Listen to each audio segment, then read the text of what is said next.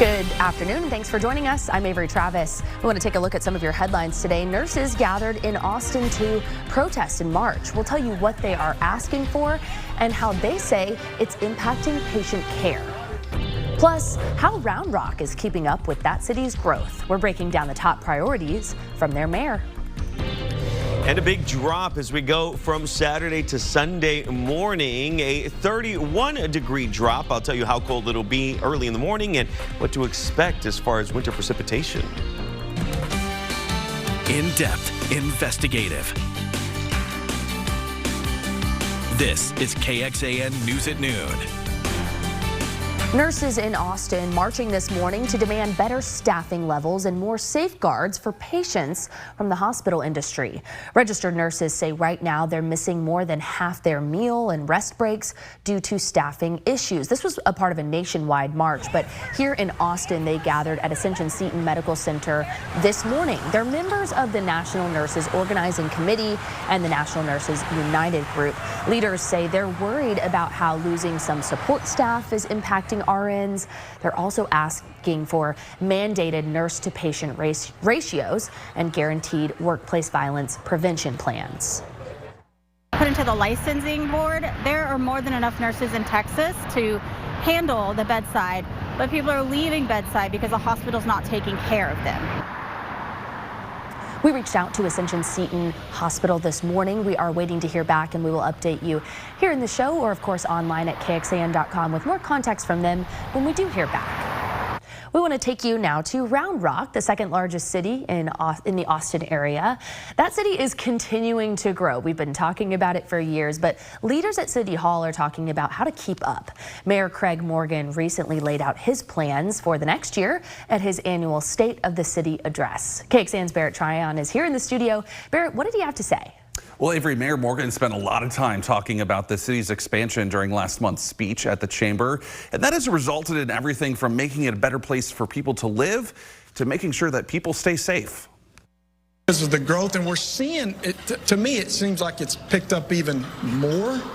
But I think one thing, I think you're getting a couple of effects. You're getting the Samsung effect. You're getting people that want to kind of get out of the big city. That alternative to big city life is appealing to those who want a little more space outside. It includes things like an expansion at Old Settlers Park by a 2023 voter-approved bond, and also over at Heritage Trail West. What we're trying to do is just have these trails connect all across our city and then up into other parts of the county. In Round Rock, excellence isn't just a goal, it's a tradition. In his State of the City address, the mayor also talked about keeping the community safe. $70 million worth of our budget goes to police and fire. Out of about $169 million general fund. This year, it includes 10 new police officers and 6 new firefighters. So we have to continue to invest in our public safety yearly to make sure that they have the tools and the things they need. The mayor says the city remains competitive, but its biggest threat is from the outside. My concern about economic development is not really the competition from the cities in Texas. My concern is Round Rock, Texas is competing against states. Yeah, it's true. That growth is really wild. Design actually is underway right now for the second phase of expansion at the city's Public Safety Training Center. Okay, so talk a little bit more about those plans. What might it look like? Yeah, so obviously more classrooms, big first and foremost. Also, they're adding this racetrack where officers and fire department can go and do all sorts of weather conditions on it. And not only them, but people from all across the state will be able to use it as well. Okay, you mentioned the fact that the expansion at Old Settlers Park is ongoing. How's it coming along? Yeah, it really kicked off this past November. They're doing some cool stuff. The main big thing is, especially for families, they're upgrading the water park and adding parts to it. They're also getting ready to add a 2-story rec center. Really cool designs. Round Rock has a lot going on right now. Okay, I know all the kids at home or moms maybe taking note. Water park in thinking about summer already, right? Big letters. We're got to get through this next cold snap first. But Barrett, thanks for following it all for us. First warning weather. Speaking of that cold snap, Freddie's been tracking when that is going to head our way. Thankfully, though, he tells me that we're going to have a little more Warm weather to enjoy before then. I do want to give you guys a look, though. We're looking over downtown Austin where you can see the state capitol building. We know they're busy out there and they're probably enjoying, what is it right now, the 60s out there walking in and out of the building? 61 degrees. It's actually quite nice outside, but we're going to see a big change, Avery, as we go from Saturday to Sunday, thanks to a front that's coming in. You're able to see Saturday, we're hitting about 60 degrees. By Sunday, 29 early in the morning. That is a 31-degree drop. And even then, I'm not going to fool you. Saturday is still going to feel very, very cold. The winds are going to be coming in from the north, so the wind chill will feel just a bit colder. It'll make it feel colder as you're out there. And then, of course, we're expecting for the temperatures to drop pretty tremendously as we get out towards Sunday morning, Monday morning, Tuesday morning, Wednesday morning. Those are all 20s that we're talking about. Teens as you get out towards the hill country in many spots. We'll get to that in a bit. But clouds have started rolling back in, as we noticed just moments ago. A live look at Lake Travis right now with temperatures at 61 in Austin, 60 degrees in Georgetown, Lockhart at 62 degrees, San Marcos at 61, Fredericksburg at 56, and the same out towards Mason. San Saba still registering at 48 degrees, but it may be a tad warmer out there. I expect they're already back up into the 50s. Really, 60s are mostly out towards the south and out towards the east. Pickleball forecast for tomorrow, in case you decide to do that. We'll start off in the 40s, sure, but by the afternoon, 67. That's not bad whatsoever. Clouds are going to stick around for tomorrow itself, too, so you won't get that sunshine feeling to make it feel just a tad warmer. Even as we look ahead over next week, that wintry mix possible, that does pick up, especially as you get out towards Monday. All signs now pointing like it's going to be more of a Monday event leading into Tuesday compared to Tuesday into Wednesday. That front arriving just a bit earlier, and that's what's mixing things up just a tad. Like how I put that mix in there again. All right, we're going to wrap up the warmer week so far. The cold front that's on the way, and then of course that wintry mix. We'll discuss it and show you a couple of different models. That's coming up in your First Warning Weather. Freddie, thanks for tracking it for us. Negotiators are traveling to Egypt this morning to put the finishing touches on a ceasefire deal in the Middle East. President Joe Biden addressed the deal in his final speech from the Oval Office last night, and Washington correspondent Vinay Simlot has the details. Israeli Prime Minister Benjamin Netanyahu says there are a few details still to be worked out, but this deal between Israel and Hamas would stop the fighting in this nearly 15-month-long war and return some of the hostages back to Israel. It's phase one of a three-phase deal that begins Sunday. Celebration in Gaza. After 8 months of nonstop negotiation. And from the Oval Office in President Joe Biden's farewell address. Fighting began with Hamas's October 7th attack on Israel. Militants killed about 1,200 people and abducted around 250. Health authorities in Gaza say Israel's response killed more than 46,000. President-elect Donald Trump pushed for the return of hostages before he takes office. I do believe President Trump had an impact on this deal. Thank you. Who takes credit for this, Mr. President, you or Trump? Is that a joke? Before President Biden hands over the Oval, he warned of national security threats spawned by AI and the influence of the wealthy as tech billionaires align themselves with President-elect Trump. An oligarchy is taking shape in America of extreme wealth, power, and influence that literally threatens our entire democracy. After 50 years in public life as the youngest U.S. senator, the oldest U.S. president, surrounded by family, President Biden passed the torch. Now it's your turn to stand guard. May you all be the keeper of the flame. May you keep the faith. As he leaves office, polling shows more Americans disapprove of the job President Biden has done than approve of it. President Biden addressed that in his speech, saying he thinks Americans will feel the impacts of his presidency for decades to come. He also talked about what he calls his administration's accomplishments around the world, invoking NATO, Ukraine, and of course this recent ceasefire deal. In Washington, I'm Vinay Simlot. Back to you. Staying in Washington, it's another day of cabinet confirmation hearings on Capitol Hill as senators are vetting President-elect Donald Trump's cabinet picks. Pam Bondi is Trump's pick to lead the Justice Department. She'll enter day 2 of answering questions from senators. She's Florida's former attorney general, and yesterday she told lawmakers illegal drugs are one of the biggest issues in the U.S. right now. Do you support making certain drug cartels in Mexico foreign terrorist organizations? They are a grave and violent threat to our country. Now you're seeing there Florida Senator Marco Rubio. He's the Secretary of State nominee. He called for an end to the war in Ukraine during his hearing. He also said the NATO alliance is important, but pushed for NATO countries to increase their military funding. What's important for the United States is not just to have defense allies, it's to have capable defense allies, allies who are capable of defending their region. Sean Duffy's nomination to lead the Department of Transportation received bipartisan support. He told lawmakers he would prioritize road safety. He's a former congressman. He also promised to scrutinize Boeing's safety issues that we've reported on extensively, to streamline regulations, and to not interfere in ongoing investigations into Tesla. You are taking a beautiful live look from our KXAN weather cam out at downtown Austin. We've got a couple more days of this gorgeous weather in the 60s to enjoy, but Freddie and Tommy are tracking a cold front coming our way. They're going to have more details on that coming up in just a couple of minutes. A piece of Saturday Night Live history now lives right here in Austin. SNL creator Lorne Michaels donated an archive to the Harry Ransom Center right over at UT Austin. His donation includes documents from Michaels' career in television. According to the center, the exhibit is expected to highlight some key moments from SNL's history, with behind-the-scenes rehearsal notes, annotated scripts, artifacts, and a whole lot more. When Lorne Michaels and his team were looking for an archival home for the collection, they reached out to Stephen Ennis, the director of the Harry Ransom Center, and conversations just proceeded from there until ultimately he decided to donate his collection here. But, you know, we have a number of collections related to contemporary film and television, including the Mad Men collection and the Robert De Niro papers. The exhibit, called, of course, Live from New York, The Making of Lorne Michaels, is expected to open in late September. You're going to have the opportunity to check it out, though, until March of 2026. So it'll be there for a good long while. I'm excited to get over there. Yeah, I think I'm going to have to go. I'm a huge SNL fan. My favorite is Will Ferrell.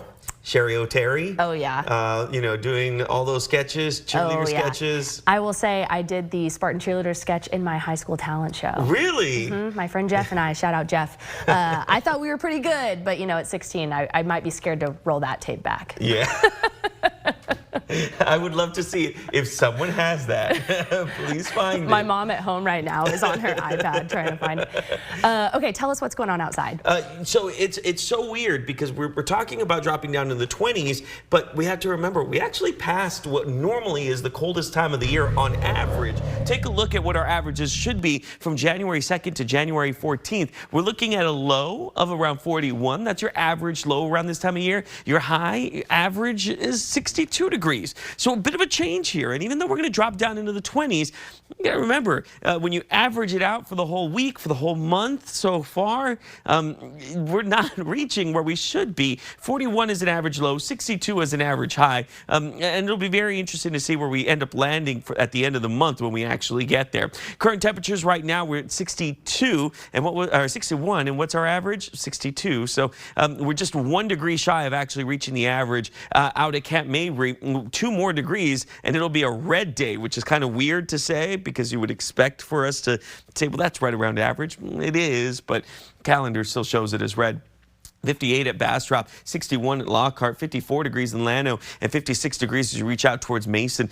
We are still seeing a partly cloudy to mostly cloudy day out there. And your pollen count keeps our cedar and mold in the low categories. A downward trend on cedar and an upward trend on mold itself. Play this out over tomorrow and going into Saturday, and that's where we're going to see the biggest change. And that's thanks to our next front that'll push through sometime early in the morning on Saturday, somewhere between midnight and then around 6 a.m. By the time we get to 9, it's pushed through, and then cooler air will filter in. So it'll be a colder Saturday morning, just not super cold. And throughout the day, it'll feel nice and fresh thanks to the front and the winds coming in from the north. So we'll see that temperature drop, especially by around 1 a.m. We'll be at around 60, and then temperatures will drop as the winds shift. Winds coming in from the north. It'll warm up just a tad because you're going to get some of that sunshine, so that at least helps us out. And we'll get back to around 60 to 61 as we get to about Saturday afternoon. afternoon. But really, it's going to be the precipitation mix that we're going to be looking at. This is our Euro model, and this one's saying we have a good chance of seeing some type of mix.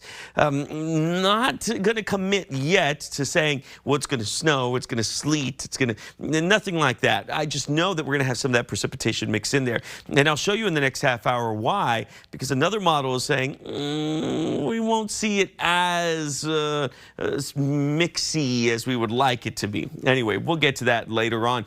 So far, I just want to warn you about the cold, because it is going to be cold out there. 29 on Sunday morning, 24 on Monday morning. There's that wintry mix. Just know that that is a possibility. Monday going into Tuesday. Tuesday morning may be a bit harsh on your morning commute, but there's still a lot that we have to shift through in order to get where we need to get. So here to tell us a bit more about where it's all at right now is Tommy House. 60s to 30s, that sounds like Texas weather. Well, we have a zonal flow across the next few days looking at the jet stream. That means no big dips or fluctuations in our area, but watch what happens. This little pocket of cold air is going to move out a little bit to the east, and that's going to open the door for our trough to kind of dig itself in and set up shop. Cold air is going to spill in early Saturday. Freddie showed you that Arctic front will be arriving Saturday morning, and by then, just absolute frigid air up toward the northern plains and portions of the Midwest. This will last for several days on end. You saw it in the 7-day forecast. We had our temperatures in the 40s and 30s next week. That current Arctic air is in northern Canada and portions of Greenland up toward the North Pole, but a lot of that frigid, brutal air is going to move down to the south and pretty much just overwhelm most of the lower 48 with below average temperatures. Here's how it could look with the GFS model. Up to 20 degrees below zero out the door early up toward the Dakotas, and for us below freezing here in Texas. Playing this out through early Monday, you get the idea. Same story. Teens and negatives up north and some 20s down toward the Gulf Coast. So this will last for several days on end, and we'll continue to fine-tune the details here in KXAN. As we look to 2025, some experts are keeping their eyes on more challenges to recruiting workers in what we know is already a tight labor market. A new study by a group called Indeed Flex took a closer look at current trends in the workforce, and they found 43% of businesses reported being short-staffed at least once a week. Joining us today is James Terry. He's the head of revenue for Indeed Flex. Thanks for joining us. Thanks for having me, Avery. Okay, so before we look ahead to 2025, let's take a few steps back. Give us some background for people of, what led up to some of these struggles that we're now seeing today. Yeah, well, it's great that we just saw the weather report. I feel like the staffing market has kind of been like the weather in Austin recently. It's been all over the place. You start in the pandemic and huge numbers of job losses and then a quick spike. We're noticing over the course of the past year, we're seeing that there's actually about an 8.5% decrease year over year in job postings, and that's according to Indeed. Now you take that though and you look at it and you scroll out and say, actually pre-pandemic we're still up over 11% on job postings. So while we've had a decrease year over year, we're still at pretty much a record level of job numbers if you're comparing to pre-2020 levels. So lots of jobs still needing to be filled. Exactly. So I do want to take a closer look at some of the numbers from this survey that you all put out. You surveyed, it says 1,000 U.S. business owners and managers, and found that 38% of them are struggling to recruit. So that speaks to exactly what we're talking about here. But what are some of the factors that are contributing to those recruitment struggles? Yeah, so you think about it and you say, well, we're down year over year, but we're also up over the course of the past 4 or 5 years. Some of the things that are happening we're noticing is that because it's a little bit of a tight job market, Avery, it's really critical to make sure that there's speed in the hiring process. We find that candidates typically will get disengaged. If it takes more than a week to hear back on a job application, you have over a 50% drop-off ratio in those candidates continuing to engage. So speed is super critical. The other thing is that because of the pandemic, work from home is still a thing. And so people are demanding not just to be able to have flexibility in where they're working, but also the type of work that they have, potentially in the type of schedule that they might have. If you think about it, like Uber drivers and DoorDash, and there's so many different options for people out there where they can now choose where, when, how, sometimes how much they want to work for. And so job seekers are now demanding a little bit more flexibility than they were in the past. Definitely some tips there for people who are trying to remain competitive in this market. Okay, I want to talk to you now, even just earlier today, we saw nurses marching outside of a medical center here. One of their biggest concerns was staffing challenges. And so are there industry industries like, say, healthcare or certain industries that are feeling this push a little more so than others, or is it across the board? Yeah, you know, it's funny. You kind of compare, as I had given you those numbers pre-pandemic, that there was obviously a huge increase in need for healthcare workers during that really devastating time in the world. And that's flatlined out a little bit, but there's still an increased need. If you think about the baby boomers and that generation getting closer to retirement, there's definitely more of a need for that type of labor. But there's also a long pipeline of time for people to get upskilled in those different areas. But actually, Avery, these challenges we're seeing are not just in the healthcare industry. Light industrial, hospitality, facilities management, call center, all these different industries are really struggling with their ability to be able to attract not just talent, but the right type of talent. So despite some of the stats in the survey and some of the struggles we've talked about, your survey also found that more than half of people surveyed say they're still upbeat about what 2025 has in store. So what's the optimism? What's behind it? Yeah, a huge percentage of people are thinking the economy is going to grow. And if you look at some of the numbers that just came out around inflation, inflation was lower than everyone thought, which speaks to potential continued Fed decreases in the rates. And so people are still relatively bullish on the economy and what's happening. And so it's really exciting to see that while there are difficulties in hiring, people are still feeling really strong about it. And so for businesses, they need to think about how are they going to differentiate? What are you going to do to be able to attract that best talent? Because it is a tough job market. And so what can you do to make sure that your recruitment processes are faster? You have a really strong onboarding process, that you're giving the type of flexibility that you need. And that's one of the great things that Indeed and Indeed Flex is doing, is we're making sure that we're giving the power and control and choice to the job seekers to be able to decide where, when, and how they work. Lots to watch as we head into the year. James, I'm sure we will be bothering you again. But thanks so much for the insight today. My pleasure. Thanks so much, Avery. We'll be back after the break.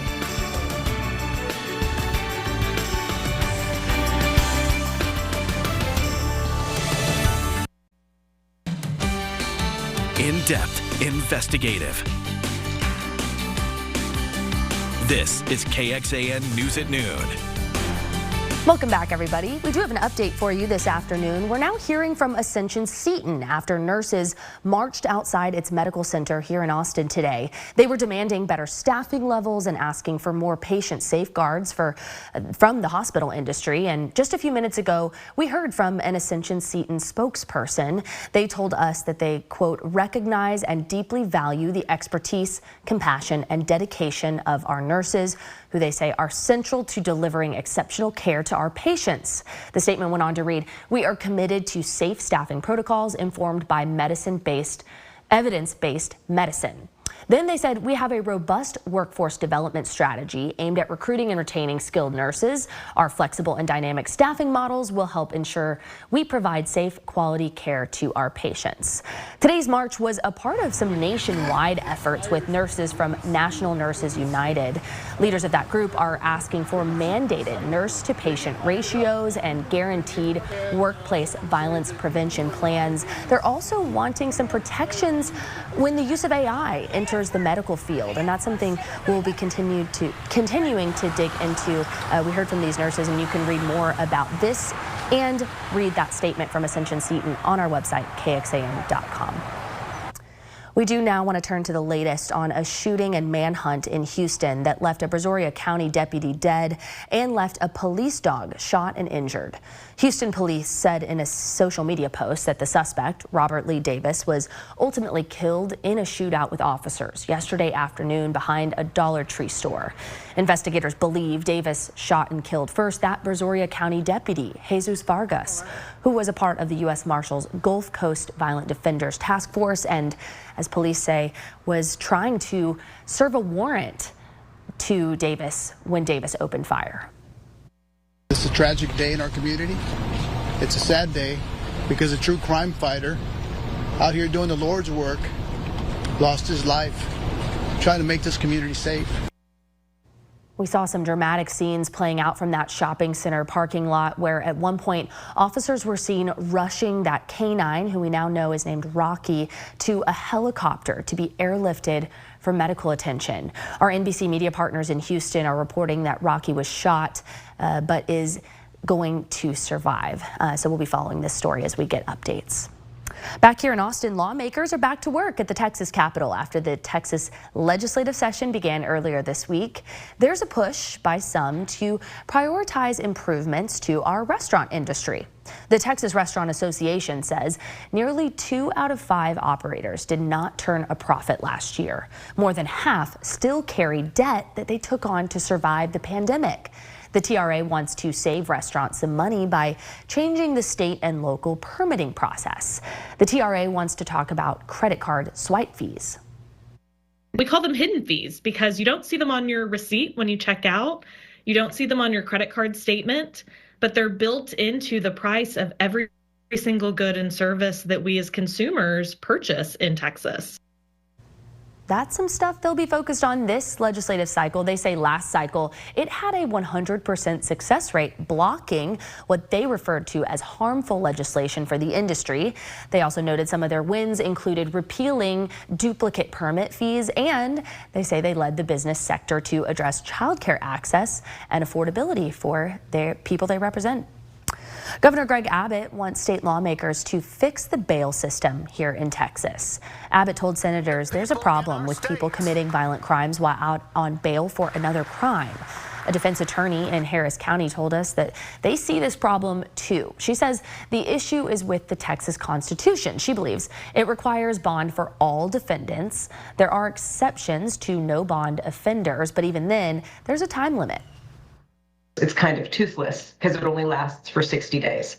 And then we're back to must be released. Lawmakers failed to pass a constitutional amendment on the bail issue in the last session.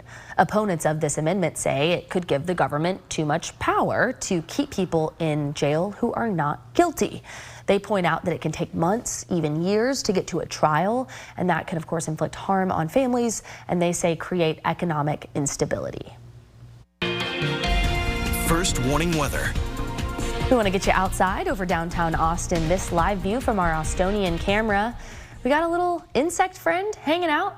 I think that's a sign of those warm temperatures. We're all outside enjoying the view, Freddie. He may want to watch out. There was a bird around that area, so I don't know. Yikes. Now I'm a little worried for him. All right, let's go and take a look at your Monday forecast low. We're expecting to hit 24 degrees on early Monday morning.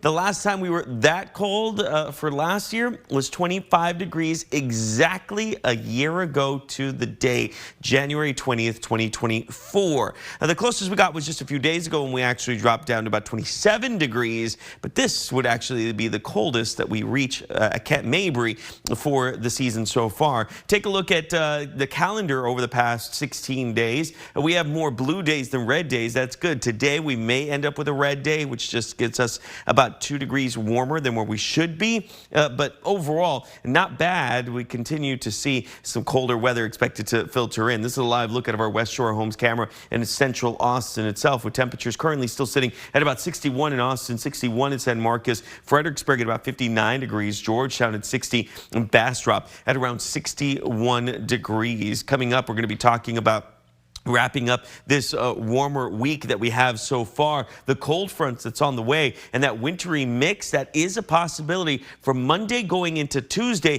We're going to take a look at 2 different models and tell you what we're seeing and what we're looking that we could actually receive as we get into the middle of the week. Freddie, thank you. Big changes arrived to Austin's famed 6th Street this weekend. After testing out opening the street back up to cars and other traffic on Thursdays and Sundays, the city will now expand that pilot, allowing cars on Fridays and Saturdays too. KXAN public safety reporter Brianna Hollis shows us that is not the only change.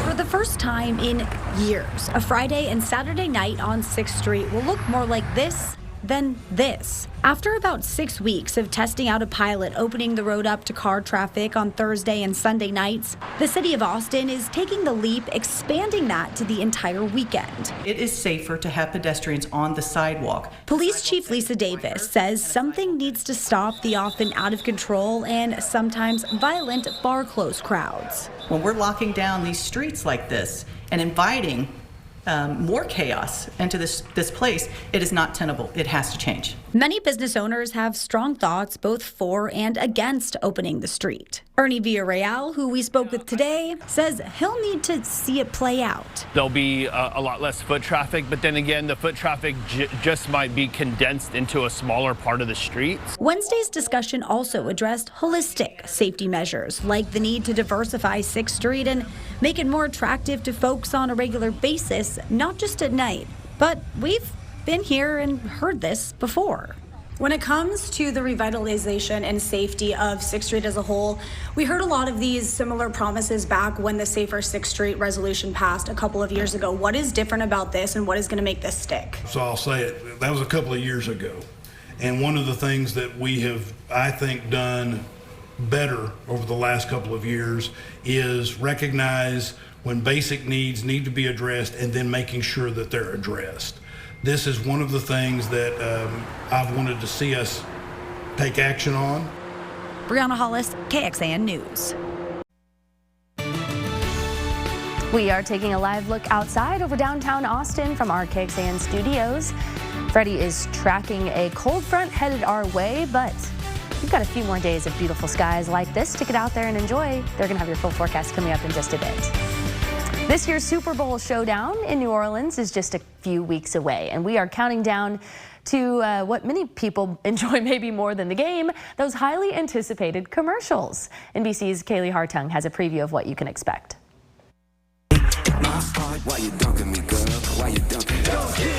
Every Super Bowl comes with supersized ads. And this year, some major players are going all in, hoping to score big with viewers. Doritos, bringing back its famous Crash the Super Bowl contest, crowdsourcing ideas from the public. What do we think about the commercials? Personally, I like the one with the chip. Insightful. I think they all had chips.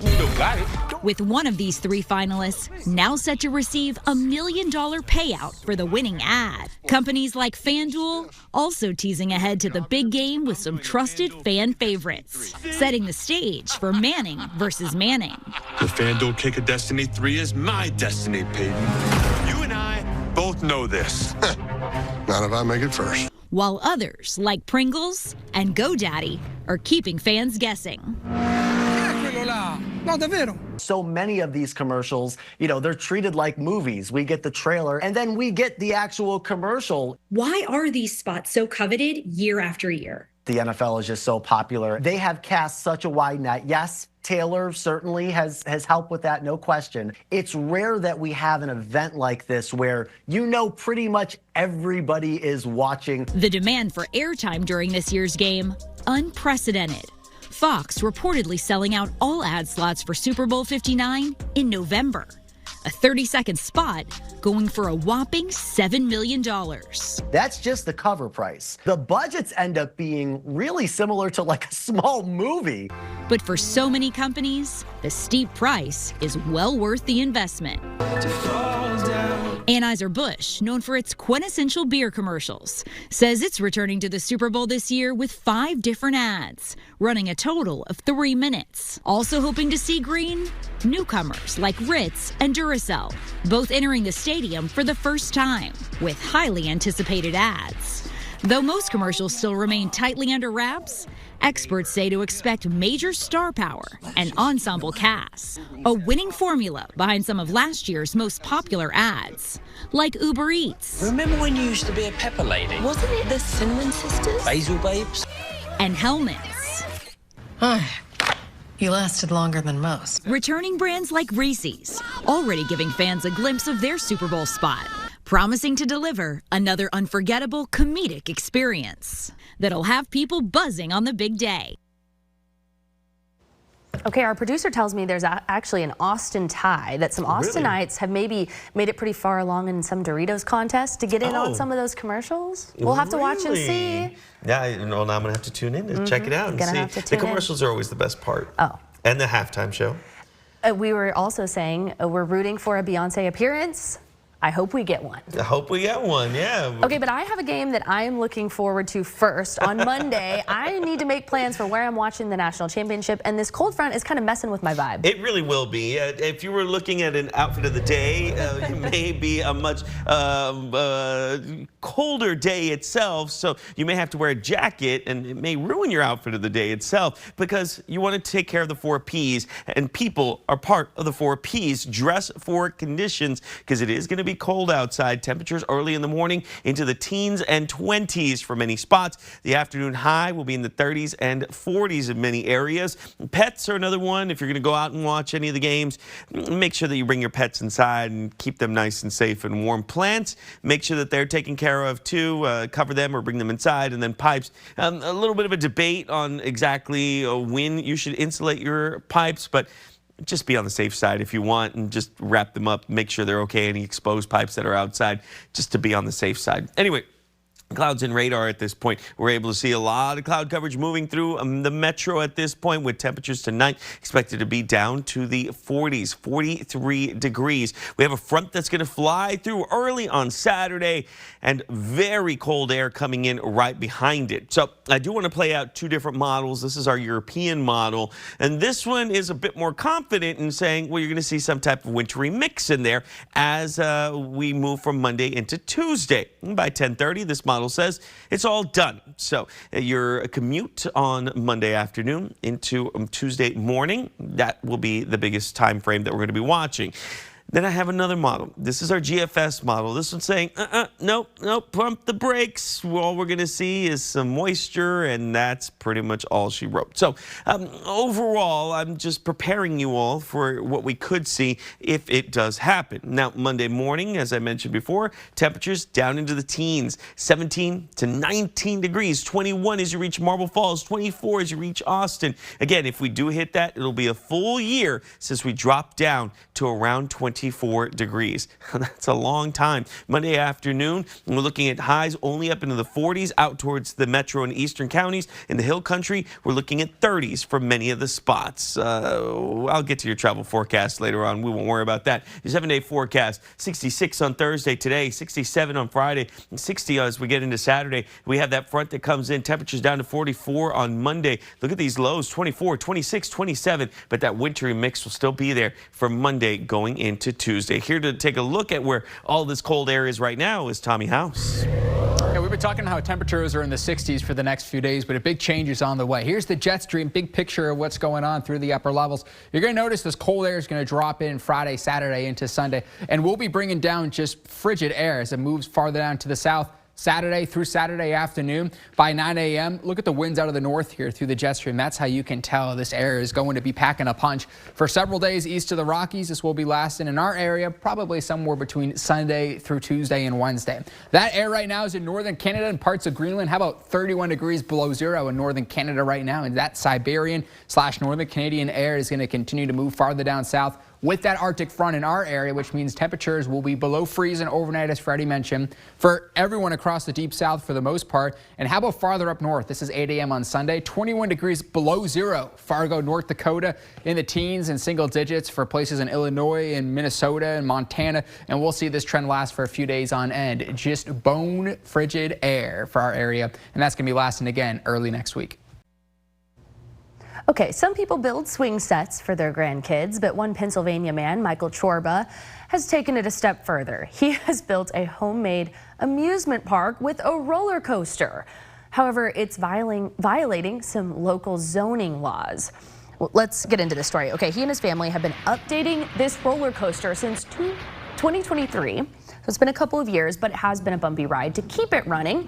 Chorba owns this land where the ride sits, but because it's zoned as agricultural, it does put this in violation of the town's zoning rules. So Chorba filed an appeal, and he's now waiting to see what's going to happen. This roller coaster is stuck in limbo. Chorba says he hopes he can keep the coaster on its tracks for his family to enjoy. So we'll have to check back in Pennsylvania when we get an outcome to that story. I mean, it's for his family. I know, it's not like he's making money off of it, selling tickets. I don't know. It's way out there. I say keep it. Let him keep it. We'll have to wait and see. We hope that we can keep some nice weather. Take a look at your out-the-door forecast. I'm just going to focus on today. We're noticing that our temperatures will move up to about 66 degrees by 3 p.m. By 7 p.m., we're about 55 degrees. And then by 11 p.m., we're looking at about 49 degrees. But remember, that front comes in Saturday. That's going to drive down our temperatures. So one more day in the mid-60s before it is much, much colder. All right, I'm bracing for it. I have my puffy coat ready to go. You're going to need it. Thanks for watching KXAN News at noon. We have more news and weather coming at you in about 30 minutes. And of course, you can always find updates online at KXAN.com.